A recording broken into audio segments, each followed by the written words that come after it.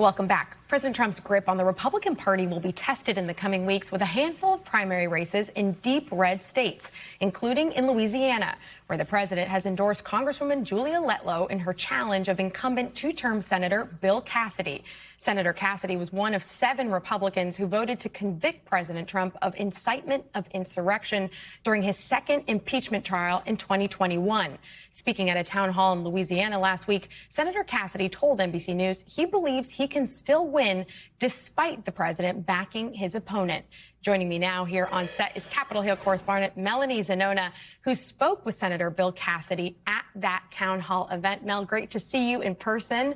So I want to ask you, why is Senator Cassidy feeling like he can survive a primary without the president's endorsement, and what makes him confident he could win? Yeah, it's a great question. This primary is going to be a test of just how powerful Trump's endorsement still is in the Republican Party. But Cassidy, he's not leaving anything to chance, both in his stump speech and his wide-ranging interview with me. He hugged the president very closely. He said, "I have voted with the president 90% of the time. We work well together." And he also, interestingly, downplayed that impeachment vote, basically chalking it up to a disagreement with someone, kind of like you have with a spouse, is what he said. Let's watch a little bit more of our interview. The impeachment vote today, someone asked you about that. You addressed it head on. You defended that vote. Do you think it's a liability for you in the primary? Well, it might be.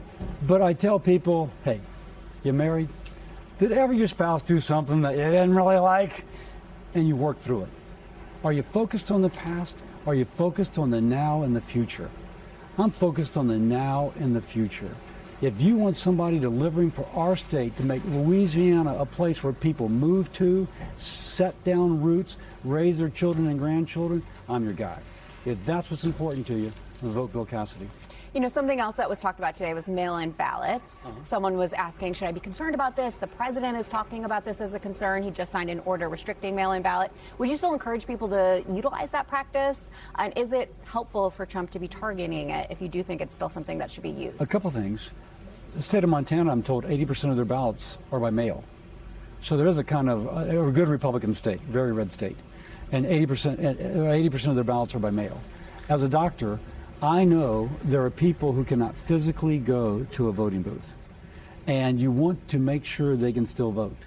But I'll proudly say of my state that people do not speak of corruption in my state's elections now. We've put in reforms, even though, or maybe because, included in, we have mail-in ballots. There are ways to do this to avoid the corruption. I am a co-sponsor of the Save America Act. And I do think that you can do that. And for those who cannot go to the voting booth or choose not to. For example, the president mailed in his ballot for the recent election. He's leading the free world. It was hard for him to get down there on that day. I still think it's possible to have both. You've been out campaigning. Gas prices are up right now because of the war in Iran. How much are you finding that voters are concerned about economic concerns and gas prices? Voters are very concerned about economic issues. We've got to speak to affordability. Probably the price of gas will continue to be influenced by the war in Iran. I would like to think that we can increase production here in the United States, could mitigate somewhat. There may be strategies to do so. When I speak about health care, you weren't sitting where you weren't seeing the view I did, but when I started speaking about health care affordability, heads nodded. And when I spoke about trying to bring down the cost of prescription drugs, heads were nodding yes, in agreement that that's what we need to do. And when I spoke about how President Trump, his team had come to my office several weeks ago to collaborate, asking me to help write a bill to further control those costs. Again, I think that's well received because we've got to control these health care costs. I'll be making an announcement soon regarding this. I do think there needs to be a Republican plan based around the principles that President Trump has raised, and so I'll be putting something out there soon.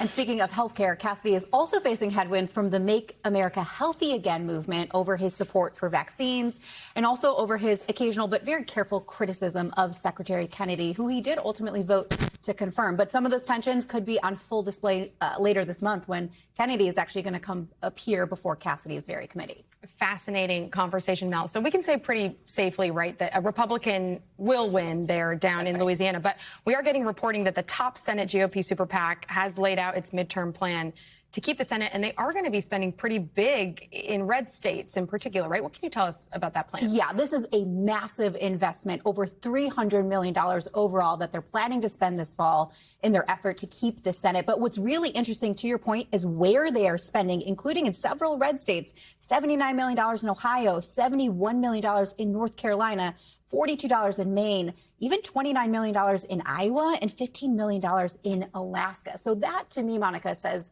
Republicans recognize this is going to be a tough environment for Republicans in the fall. And Democrats are certainly reading that way as well. The Senate Majority Fund, which is the Senate Democratic counterpart, put out a statement saying Republicans are nervous and their battleground map has expanded substantially into deep red states. So it's not certain that Republicans are going to be able to keep the Senate this fall, but they're certainly going to invest a lot of money in trying to do so. It's going to be so interesting to watch that dynamic and what the Trump endorsement really can mean or won't. Mel Zanona, thank you for bringing us that.